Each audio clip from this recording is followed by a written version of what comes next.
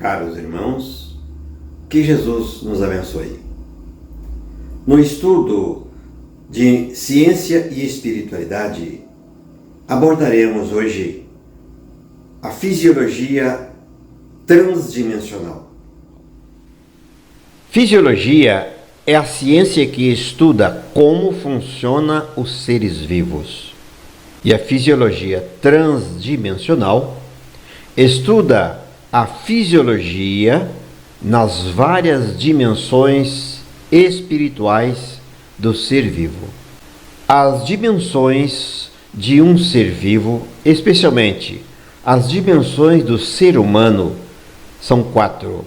A dimensão física, a dimensão astral, ou também chamada emocional, perispiritual ou espiritual. Perispiritual é o mais comum. Dimensão mental e a dimensão propriamente dita, a espiritual. Dessas dimensões, a espiritual nós não temos acesso de modo algum ainda. A dimensão mental e a dimensão espiritual, essas duas já têm algum conhecimento oriundo de espíritos que nos trouxeram pela psicografia ou psicofonia assuntos ou estudos nesse sentido. A dimensão física, aquela que a ciência conhece bem. Nós conhecemos relativamente bem a fisiologia do ser humano na dimensão física. Vamos lembrar que nós somos espírito e corpos materiais. O espírito é o princípio inteligente humano. O princípio inteligente criado por Deus, evoluído até a condição humana.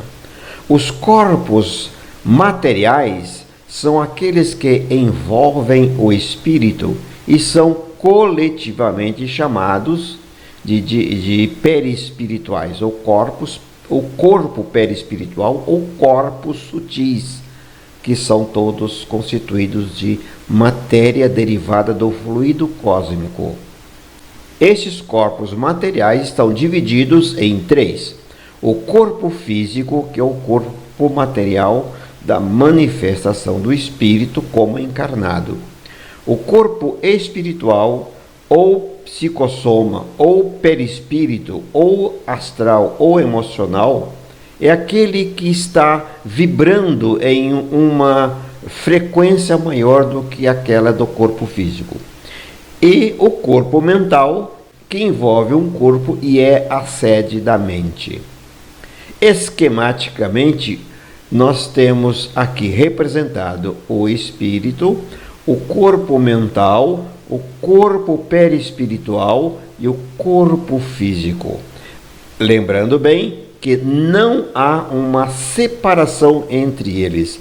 Todos funcionam simultaneamente, intrinsecamente, de modo que não podemos distinguir onde um termina e o outro começa. O controle destes corpos materiais e o espírito tem uma hierarquia. Hierarquicamente, o espírito é o comandante de todo, ou seja, é a sede dos comandos de funcionamento de todos os outros corpos.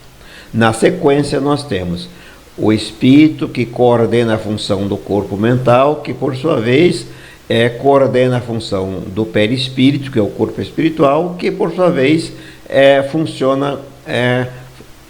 tem o controle da função do corpo físico. Como já dissemos, os corpos mental e perispiritual, pouco nós conhecemos sobre eles, e bem conhecido é pela ciência o corpo físico, e é nele que nós vamos focar nosso estudo primariamente. O corpo físico é composto de 75 trilhões de células, em média, variando de 50 trilhões a 100 trilhões, ficando numa média de 75 trilhões de células. Cada célula do corpo físico é uma estrutura que reflete a função do organismo todo, ou seja, nosso corpo físico tem da célula a sua menor unidade funcional. O conjunto de células semelhantes forma um tecido. E o conjunto de tecidos que tem uma determinada função formam os órgãos. O conjunto de órgãos para uma determinada função forma os sistemas. E o conjunto de sistemas forma o corpo físico ou o organismo.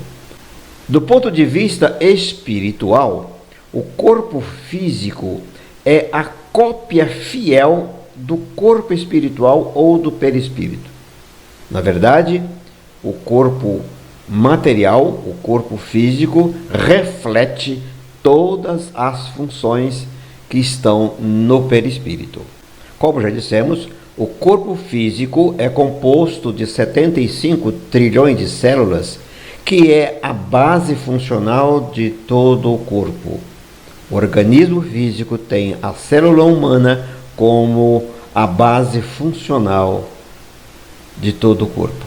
Nesta célula estão todas as funções necessárias para o corpo físico funcionar. Todas as estruturas intracelulares, desde o núcleo até o citoplasma e até a membrana celular, têm funções específicas para realizar todas as funções do corpo físico. Estas células são especializadas, ou seja, cada sistema tem suas células específicas. André Luiz nos fala no livro Evolução em Dois Mundos que cada célula é um princípio inteligente que tem uma parte no corpo físico e outra no perispírito. Na verdade, o corpo físico é formado por 75 trilhões de princípio inteligente. Nós podemos afirmar ou podemos dizer que o espírito humano administra um condomínio de 75 trilhões de condômino, onde o espírito encarnado é o síndico. Aqui estamos uma célula física com a sua contraparte espiritual. É aqui que está, ou seja, este é o princípio inteligente. Como todo princípio inteligente sempre tem uma parte física, a parte física está aqui. E este princípio inteligente liga-se à célula física, como alguns autores afirmam, de molécula a molécula. Cada molécula do perispírito se liga a cada molécula no corpo físico. Célula perispiritual com a célula material. André Luiz também nos confirma que é no citoplasma da célula material que está radicado o controle da célula perispiritual ou do princípio inteligente. De modo tal que não há condições de dizer onde termina o controle de uma célula perispiritual, onde começa a função de uma célula física. Há uma intrínseca e imbricada sobreposição de funções entre as duas células. Funcionam integralmente como um só corpo. E como dissemos, a interface de controle é o citoplasma da célula material. Relembrando, nosso corpo físico tem na célula material a síntese funcional de todo o nosso corpo. E cada célula representa um princípio inteligente que está radicado no perispírito. Podemos dizer que uma célula física pode ser representada, a grosso modo, por um robô, e dentro do robô está quem controla o robô. O princípio inteligente lá coordenando a função de toda a célula. É uma representação grosseira, mas que dá para termos uma ideia de como se acopla a célula material com a célula perispiritual. A célula física, sob o comando do princípio inteligente, realiza tudo o que é necessário para a manutenção da vida. Ela faz a metabolização nutricional dos alimentos que ingerimos, faz a fabricação de substâncias necessárias para a harmonia funcional de todo o corpo, faz o controle funcional local na própria célula e a distância para os órgãos ou sistemas. E mais importante é o controle da extração de energia. Uma vez que um corpo vivo precisa de energia, qualquer função que vai ser realizada por um corpo físico há gasto energético. E esse gasto energético é a célula que extrai. A célula do corpo, a célula material, junto com a célula perispiritual, formando um conjunto celular, faz a extração da energia física e da energia vital. Energia para o corpo físico, energia físico-química extraída dos alimentos, cujo elemento extrator é a mitocôndria. E a energia vital, que é a energia que produz a vitalização do corpo físico. Um corpo físico só está vivo graças à energia vital, retirada em grande parte dos alimentos que ingerimos. Porém, não é só do alimento que ingerimos que retiramos a energia vital, como iremos ver daqui a pouco. A energia vital é o ectoplasma, a substância ectoplásmica que nós conhecemos das reuniões de materialização. A materialização de um espírito é feita por ectoplasma, que é a energia vital. Os sistemas funcionais humanos são distribuídos em 10 divisões.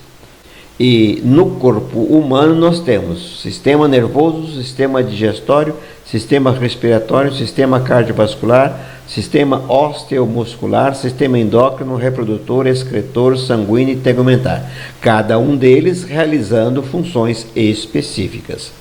O sistema nervoso, como já sabemos, é o mais nobre desses sistemas todos.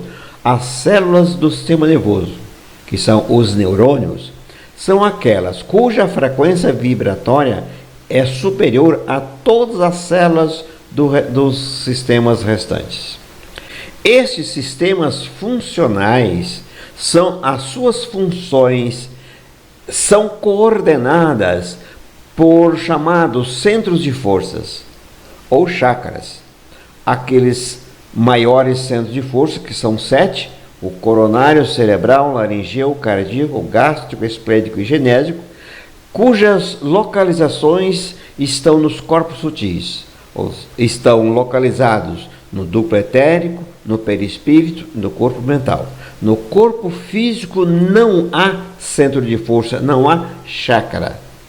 A expressão de um chakra, de um centro de força no corpo físico é realizado em locais onde existem plexos nervosos e plexos hormonais ou endócrinos. Esses centros de forças, repetimos, estão localizados nos corpos sutis. No corpo físico há apenas a projeção desses centros de forças nos locais já mencionados. E vamos estudar, portanto, o sistema nervoso em primeiro lugar. O sistema nervoso é formado pelo cérebro, a medula espinhal e os nervos. O cérebro está localizado dentro da caixa craniana, a medula espinhal está localizada dentro da coluna espinhal e os nervos estão distribuídos por todo o corpo. Para o cérebro funcionar, ele necessita de ser informado de tudo o que acontece no corpo físico. Essas informações são levadas ao cérebro através dos nervos, chamados sistema nervoso sensitivo, ou os nervos sensitivos. São as vias neurais que vão levar as informações de todo o corpo para o cérebro. Estas informações são distribuídas por corpúsculos distribuídos pelo corpo inteiro, em todo o corpo. Nós temos o sistema sensitivo dividido em duas partes. A chamada sensibilidade geral, que está distribuída pelo corpo inteiro, e a sensibilidade especial, que está localizada em órgãos específicos na caixa ou no crânio, na cabeça. No corpo inteiro, a sensibilidade geral está distribuída pela pele, articulações, músculos, órgãos internos, tudo isso. Exemplo de sensibilidade geral: a dor, a pressão, o tato, a temperatura, a sensibilidade tátil, a cócega, prurido, a propriocepção, ou seja, conhecimento de onde está cada órgão, cada posição do corpo. Os órgãos dos sentidos são aqueles da sensibilidade específica. A visão, através dos olhos, a audição, através dos ouvidos, a olfação, através do nariz, e a gustação, através da língua. São órgãos como se fossem câmeras focalizadas externamente para captar a informação do exterior para dentro do corpo físico. Existe também uma chamada percepção extrasensorial.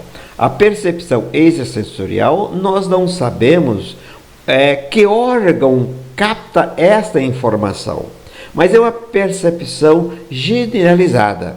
Exemplo: se alguém chega na sua casa, muitas vezes antes de tocar a campainha você sabe quem chegou.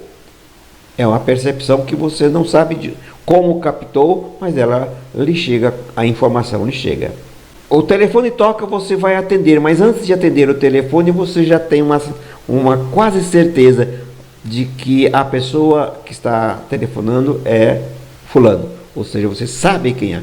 São informações que ninguém consegue entender como chega, pelo menos cientificamente, mas nós, como espíritas, sabemos que é uma percepção acolhida pelo espírito.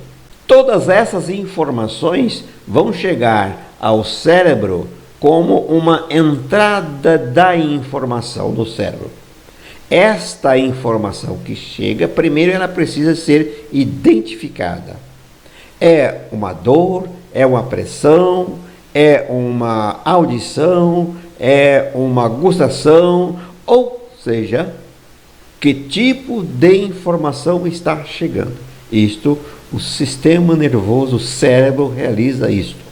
Depois de identificada a informação que chega, o sistema nervoso, o cérebro, organiza esta informação que ali chega, de tal modo que a organização facilita o processamento dessa informação pelas várias partes do cérebro para depois liberar uma ação a ser realizada. A informação que chega tem que ser respondida em uma ação adequada. Para a realização desta ação, através da identificação, organização e processamento, nós lançamos mão de uma série de atributos que estão sendo realizados pelas estruturas intracerebrais.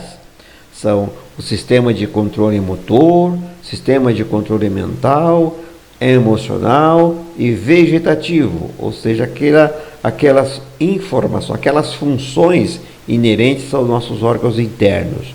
Para realizar isso, nós utilizamos os atributos mentais e os atributos emocionais. Os atributos mentais é a inteligência, planejamento, raciocínio, memória, vontade, lógica, juízos, a moral, razão, ética, etc.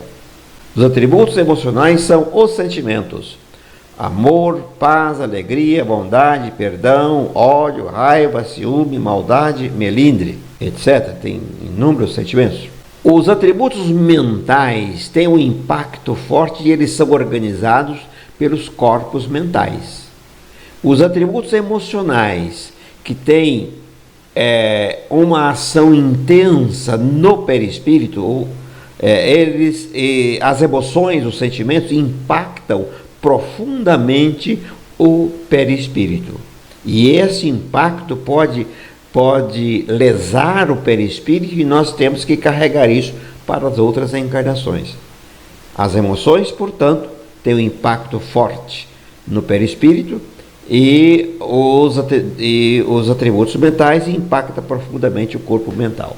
Depois de realizada o processamento, libera-se uma ação a ser realizada. Essa ação é emitida do cérebro através dos chamados nervos motores ou nervos eferentes. Esses nervos que saem do cérebro vão executar a tarefa que o cérebro programou, que pode ser através do sistema osteomuscular e articular, sistema ósseo, sistema muscular, sistema articular, para realizar algum movimento, ou então o sistema neurovegetativo, para fazer o coração funcionar, o intestino funcionar, a bexiga funcionar, ou seja, os órgãos internos funcionarem. Tudo isso, o conjunto de tudo isso forma o chamado comportamento da ação final do cérebro. Uma ação global que realiza a resposta que o cérebro efetua frente a uma entrada sensorial ou uma informação. É evidente que não é o cérebro em si que realiza isso. O cérebro é apenas a estrutura material para que o espírito realize toda a função. Então, é o espírito. Através dos corpos sutis, chegará até ao cérebro, e do cérebro a informação se distribui para o corpo inteiro através dos nervos. Toda a ação de comando, portanto, é espiritual. Nós podemos dizer que o cérebro é o elemento material para expressar o trio evolutivo. O que é o trio evolutivo? São 3 ações que fazem todo o processo evolutivo de nós, espíritos encarnados. É o pensamento, a vontade e o sentimento.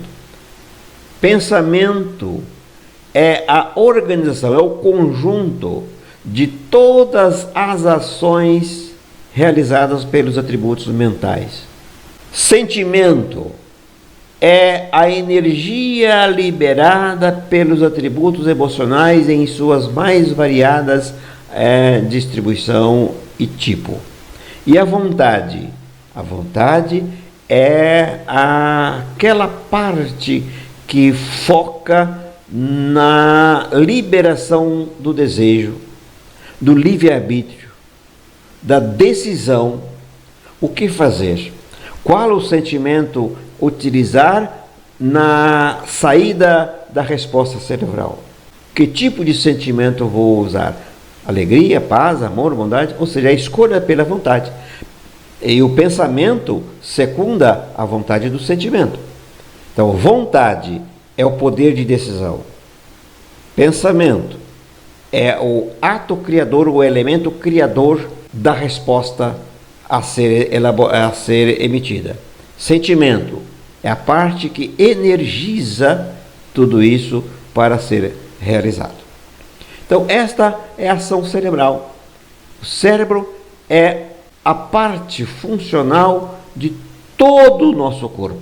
É ali o comando de tudo que precisa ser feito no corpo, começa no cérebro. Nós podemos assim, novamente, buscando a alegoria grosseira de um robô. O robô, para funcionar, precisa de que haja comando, e o comando está aqui na cabeça do robô, que é o cérebro nosso. Uma comparação grosseira, mas dá para a gente entender bem. O cérebro comanda todo o corpo. Quem está aqui na cabeça do robô comanda todo o resto do robô. É grosseiramente nossa função do cérebro nosso. Rapidamente aqui temos um sistema digestório, sistema digestivo, formado com todos os seus elementos, desde a boca até o ânus.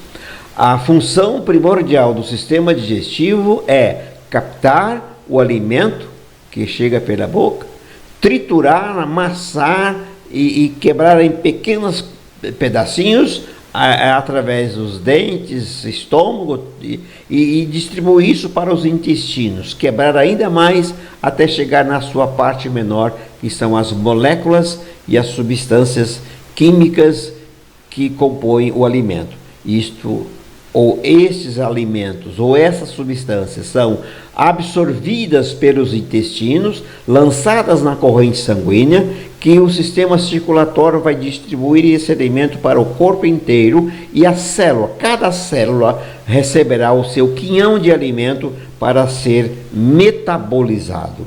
Isto, rapidamente, a função do sistema digestório. Como dizemos, a absorção dos alimentos é feita pelo sistema digestório, e além dos compostos materiais que serão utilizados para a extração da energia química, energia físico-química dos alimentos, também o alimento fornece energia vital. O alimento que é absorvido aqui nos intestinos vai para a corrente sanguínea e ali capta e ali cai sob o controle do centro gástrico, que está localizado perispiritualmente aqui na região umbilical. E é esse centro energético que vai captar a energia vital triturado pelas mitocôndrias da célula. Liberou energia e a energia é captada ali. Além da energia vital, é possível que ali também absorvamos energia emocional e mental. Não do próprio indivíduo diretamente, mas energia que houve contaminação por fontes externas. Por exemplo, se você come uma carne, essa carne está repleta da energia emocional do animal, uma energia que é descarregada em toda a carne que o animal fornece. Principalmente na hora da morte, essa energia emocional é muito grande. Outro exemplo, quando a pessoa vai fazer alimento, se ela estiver em descontrole emocional ou um descontrole mental, essa energia contamina o alimento que está sendo feito. E todos aqueles que usam aquele alimento estará absorvendo a energia emocional e mental descontrolada de quem fez o alimento. E depois de extraído toda a parte útil do alimento, ele é excretado na forma de fezes. O sistema respiratório, semelhante ao digestório, é usado para a captação de substâncias também. No caso presente, é o metabolismo dos gases. As partes que compõem o sistema respiratório começam no nariz e desce pelas traqueias até chegar aos pulmões e os bronquíolos. Os gases respiratórios, especialmente o oxigênio, nitrogênio, vapor de água, são captados pelos pulmões. E isso é lançado no sangue e distribuído pelo corpo inteiro. E do sangue chega aos pulmões o gás carbônico, que foi o resíduo do metabolismo celular. Esse resíduo do metabolismo celular, que é o gás carbônico, entra nos pulmões e ele é eliminado na expiração. Então há uma troca de gases entre o meio externo e o meio interno. O oxigênio é absorvido para ser levado até a célula e é o oxigênio que vai ser utilizado para a extração de energia química dos alimentos. E o nitrogênio que chega é absorvido para equilibrar as pressões intrapulmonar ou intracorporal, com a pressão externa do meio ambiente, e o vapor d'água é utilizado para umidificar todo o sistema. Aqui também nós temos um grande provedor de energia vital. A respiração é um grande provedor de energia vital, porque o meio ambiente está repleto de energia vital. O meio circundante tem muita energia vital e isso nós absorvemos através da respiração. Nos sistemas religiosos orientais, isso é chamado de prana ou ki, com K, ou ki, com ki, mas é a energia absorvida do meio ambiente. Também é em quantidade mínima, mas o processo emocional e mental é também possível ser absorvido, porém em muito menor escala. Muito bem, estes sistemas do corpo físico restantes, que nós aqui só falamos de 3 entre os 10, todos eles têm uma função de movimentar energia, produzir substância e informar ao cérebro de como está sendo executadas as funções cerebrais, as funções orgânicas. A extração dos alimentos, a extração da energia, são justamente para que nós possamos viver. A vida é mantida no corpo físico graças à extração de energia vital que os alimentos fornecem através do sistema digestivo, que o sistema respiratório absorve do ar que respiramos. Tudo isso é para que forneça a energia vital responsável pelo acoplamento corpo físico e perispírito, mantendo, portanto, o espírito ligado ao corpo, vitalizando assim o nosso corpo físico. Se não houvesse essa energia vital, o corpo físico irá morrer. A perda da energia vital faz com que o corpo morra. A morte ocorre quando o corpo não consegue mais extrair energia vital. O envelhecimento também acontece quando há uma diminuição da nossa capacidade de absorver a energia vital. A ciência já demonstrou que o corpo humano tem capacidade de viver até cerca de 120 anos. Isto é uma condição bem específica e teórica. Isso é uma teoria, porque na humanidade inteira dificilmente nós temos pessoas que chegam aos 120 anos. Não é isso? Esta nossa capacidade de chegar até os 120 anos é um limite extremo. Entretanto, nós sabemos que cada um de nós segue um programa traçado para a reencarnação. Quando nós reencarnamos, nós recebemos um programa de serviço, um programa de trabalho. E este programa tem um tempo de duração. Então nós podemos dizer que cada programa da reencarnação tem um tempo próprio de execução. Findo esse tempo, nosso corpo morre por exaustão. Acabou o tempo.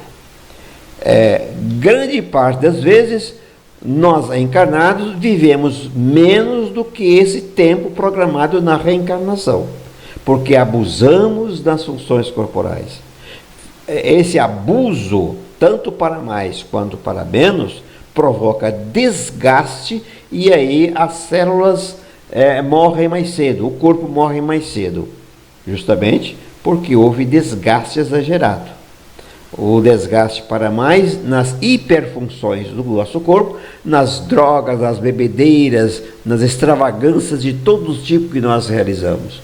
Tanto para mais quanto para menos, ou seja, nosso sistema sedentarista provoca um desgaste porque o corpo precisa de eliminar muito mais dejetos, muito mais elementos nocivos para ou fora devido ao sedentarismo. Vamos ver, aqui esquematicamente nós temos aqui os extremos da função corporal, para mais e para menos. Nossa função ideal é ficar aqui no meio, ou seja, nossas funções devem ficar entre os extremos, Assim, nosso corpo poderá viver o tempo necessário para realizar todo o programa reencarnatório. Portanto, concluímos, é responsabilidade nossa cuidar do corpo e do espírito, de modo tal que o espírito tenha sempre um corpo plenamente funcional para realizar a sua tarefa reencarnatória. Cuidar do corpo e cuidar do espírito, de tal maneira que nós possamos viver o tempo que nos é dado viver na Terra. Muita paz.